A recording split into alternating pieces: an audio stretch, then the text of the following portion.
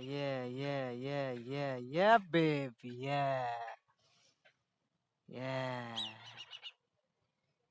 baby, hello, प्रणाम, सत श्री अकाल, अस्सलाम वालेकुम, ब्यूटीफुल ह्यूमन काइंड। मैं हूँ शेख खुशरोज एंड गाइस, आज मैं आप लोगों के साथ एक रिमाइंडर शेयर करने जा रहा हूँ और वो रिमाइंडर है all matters are written by one God. हर चीज़ें एक ईश्वर, एक खुदा के द्वारा, एक गॉड के द्वारा लिखी जा चुकी है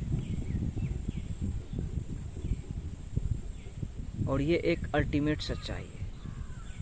इसे आप रिलीजियस पर्सपेक्टिव से समझें, स्पिरिचुअल पर्सपेक्टिव से समझें, साइंस के पर्सपेक्टिव से समझें या खुद ब खुद एग्जामिन करके समझें, लेकिन ये सच्चाई है। All matters are written by God. और ये एक वर्ष है, ये एक आयत है जो भी बोलते हैं कुरान का, द होली कुरान का। और इसे मैंने रियलाइज़ किया है कि सच में हर चीज़ें पहले ही लिखी जा चुकी हैं। हम कहाँ जन्मेंगे, हम क्या करेंगे, हम कहाँ जाएंगे, व्हाटएवर, सब चीज़ें पहले से ही तय है।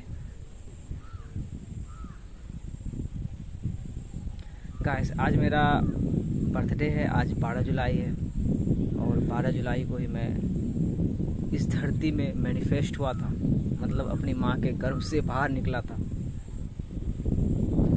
और ये 7वां महीना है और इस मंथ में हम लोग देखेंगे बहुत सारे इम्पैक्टफुल लोगों का बर्थडे है। Shout out to Nikola Tesla uncle 10 जुलाई, शाउट आउट टू इंडिया में महेंद्र सिंह धोनी 7/7। तो बातें जो है हम लोग बोलते हैं ना कि ये भाग्य का ही खेल है, तकदीर का ही खेल है, नसीब का ही खेल है, डेस्टिनी का ही खेल है। सच में है, लेकिन एक ट्रू अवेकनर ये रियलाइज करेगा कि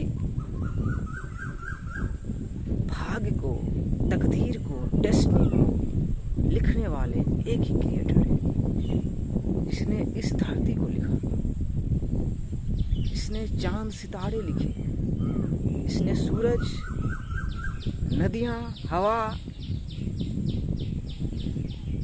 इन एसेंस हर चीज को लिखा, इवन इस सिटी तक के मैनिफेस्टेशन को सोच के लिखा है, उसके द्वारा ही लिखी जा चुकी है। और ये एक बहुत ही सिंपल लाइन है, बट इस सिंपल लाइन को जब तक आप खुद रियलाइज नहीं करोगे, आप यकीन ही नहीं करोगे कि कैसे। आप बोलोगे कि नहीं, ये यूनिवर्स खुद ब खुद क्रिएट हो गई है, कोई खुदा नहीं है, कोई भगवान नहीं है, कोई गॉड नहीं है।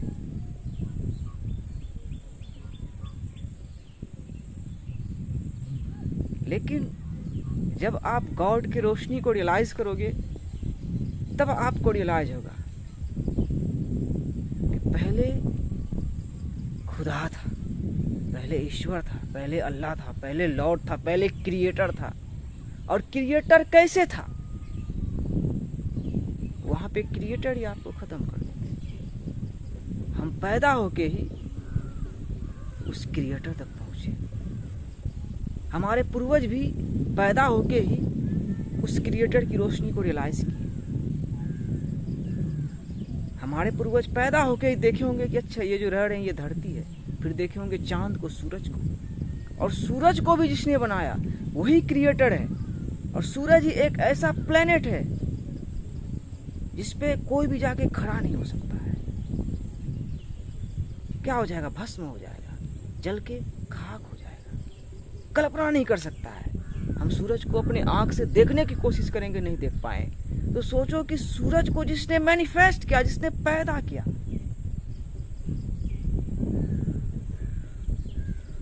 हम उसके अस्तित्व पे सवाल उठा देते हैं।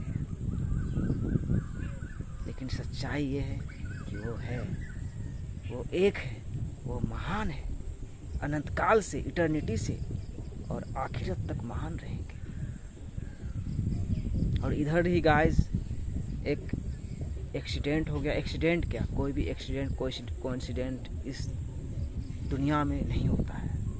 एक मेरा गांव का था भतीजा, खानदानी था, हमसे छोटा था, शादी कर ली थी 2021 में शायद, कोरोना के दौरान। 2 बच्चा भी था उसको। दिल्ली में मिस्त्री का काम करता था, गुड़गांव में रहता था। तो वो काम करके मोटर चलाने गया, शायद तार खुला था तो उसे करंट लग गया। हॉस्पिटल लेके जाते जाते उसका डेथ हो गया। 3 जुलाई को मरा था, 6 जुलाई को यहाँ आया और रात में उसे दफनाया गया। कोई I am wide awake, I see the light when you don't. Realise हो गया ऑल मैटर्स आर रिटन। इतना तक ही था। अल्लाह सुब्हानहू व किसी को हम ब्लेम कर सकते हैं तो उसी को ब्लेम कर सकते हैं। जिंदगी और मौत सब उसी के हाथ है।